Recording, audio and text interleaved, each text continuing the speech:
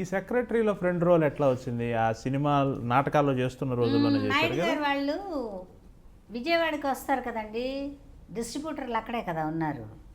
ఏదన్నా మీటింగులు పెట్టినప్పుడు అంతా పిలుస్తారు మమ్మల్ని, అందరూ గ్యాదరింగ్ కావాలిగా, మ్మ్. ఈ లోకల్ కళాకారులందరినీ పిలుస్తుంటారు. అలాగా కాటరగడ్డ నరసయ్య గారని ఆయన పరిచయం చేశారు. ఈ అమ్మాయి ఉమా అని మంచి స్టేజ్ ఆర్టిస్టు, ఏమైనా వేషాలు ఉంటే ఇవ్వరాదు, ఈ అమ్మాయిని కూడా పిలవరాదు అని ఆయన పరిచయం చేశారు. సరే పరిచయం చేస్తే అట్లా దానికి కూడా మేకప్ టెస్టు, అది ఆ ఒక సీన్ దీనికి కూడా. మ్మ్. ఒక సీన్ ఇవ్వనివ్వండి, 2 సీన్లు ఇవ్వండి. ఆ రోజుల్లో డెడికేషన్ ఉండేదండి. ఈ క్యారెక్టర్ నేను చెప్తున్నాక ఇప్పుడు 5-6 రాసుకుంటున్నారు ఒక క్యారెక్టర్కి.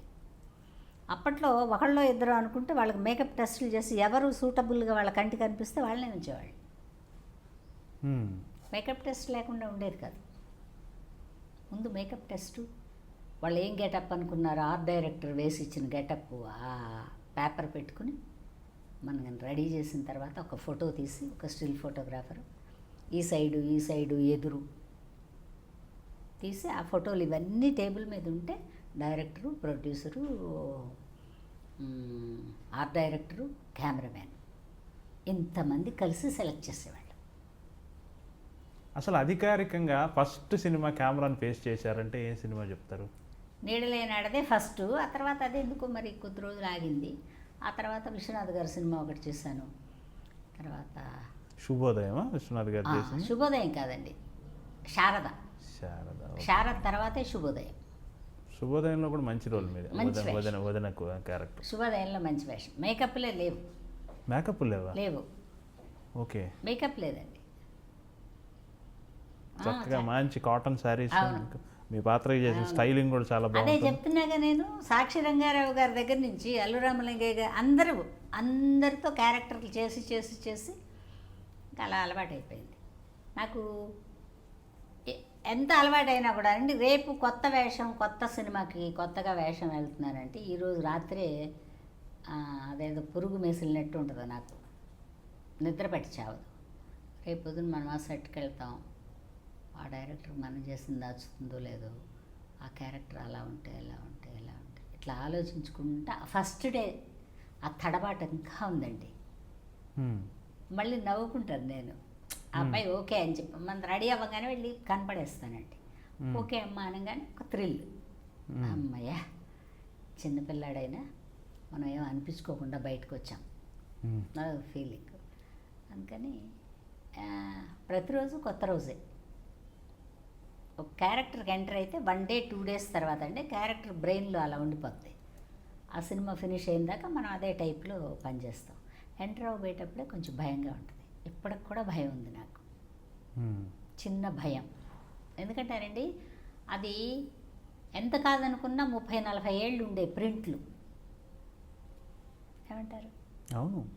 అందుకని మనం భయభక్తులతో చేయగలిగిన మేరకు చేయగలిగితేనే సక్సెస్గా ఉంటుంది. ఆ భయం ఒకటి ఎప్పుడు ఉంటుంది. ఈ భయం ఎందుకు వచ్చిందని అడగరే, అమ్మాయిలు జాగ్రత్త షూటింగ్ చేస్తున్నాం, ఎవరో పార్టీకి పిలిచారు.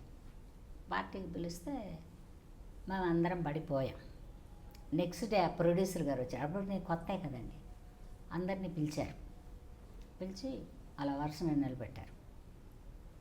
ఏమ్మా మీరు రిక్షాల్లో ఎక్కి అలాగే ఎవరో భోజనాలు అంటే అందరూ వెళ్ళిపోయారు, మేము ఎంత రిస్క్ చేసి సినిమా తీస్తున్నాం, అప్పుడు ఫిలిం కదండి బోల్డ్ రేటు. తర్వాత మీరు వచ్చేటప్పుడు ఏమన్నా జరిగితే, వెళ్ళిన చోట ఏమన్నా జరిగితే నష్టం మీకు కాదు. ఊర్లో మద్రాసులోనా ఇదంతా? కాదండి, గుంటూరులో అమ్మాయిలు జాగ్రత్త షూటింగ్ చేస్తున్నారు. ఎవరో భోజనానికి పిలిచారు, ఆర్టిస్టులు అందరినీ పిలిచారు. పిలిస్తే వెళ్ళాం. పిలిస్తే నెక్స్ట్ డే ప్రొడ్యూసర్ గారు గంగాధరరావు, నవశక్తి గంగాధరరావు, ఆయన ఫస్ట్ స్టిల్ ఫోటోగ్రాఫర్ అంట.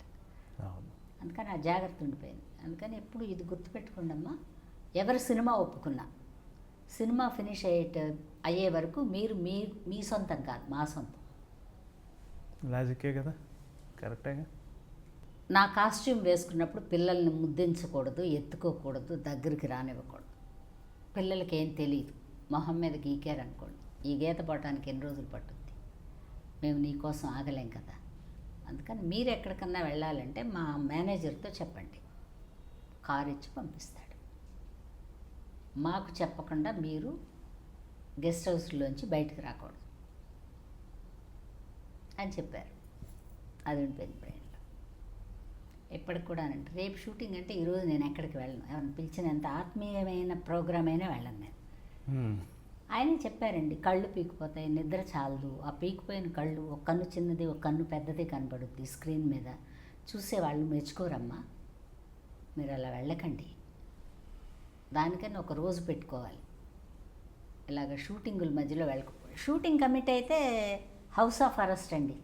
మీరు కాదు, ఎవరికైనా ఎనీ ఆర్టిస్ట్కి ప్రొడ్యూసర్కి కష్టం కలిగేలా మనం ఉండకూడదు కదండి. మన ఈ ప్రయత్నం అంతా చేసుకున్న ప్రయత్నం అంతా మనం అభివృద్ధికి వచ్చేసాం, ఇప్పుడు మన ఇష్టం అనుకోకూడదు. ఇప్పుడు కూడా వాళ్ళ హ్యాండ్ వరే మనం ఏ సినిమా ఒప్పుకున్నా. పైగా 1 గంట అండి వెళ్ళొస్తానండి అని అడిగే అలవాటు ఇప్పటికి లేదు. ఆయన చెప్పింది అలా ఉండిపోయింది నాకు బ్రెయిన్లో. ఆ ప్రొడ్యూసర్ గారు పుణ్యాత్ముడు, ఆయన పైకి వెళ్ళిపోయారు, ఏ తల్లికి పుట్టాడో తెలియదుగా నాకు ఆ జ్ఞాపకం ఉండిపోయింది. నిజమండి, డెడికేషన్ ఉండేది పాత రోజుల్లో.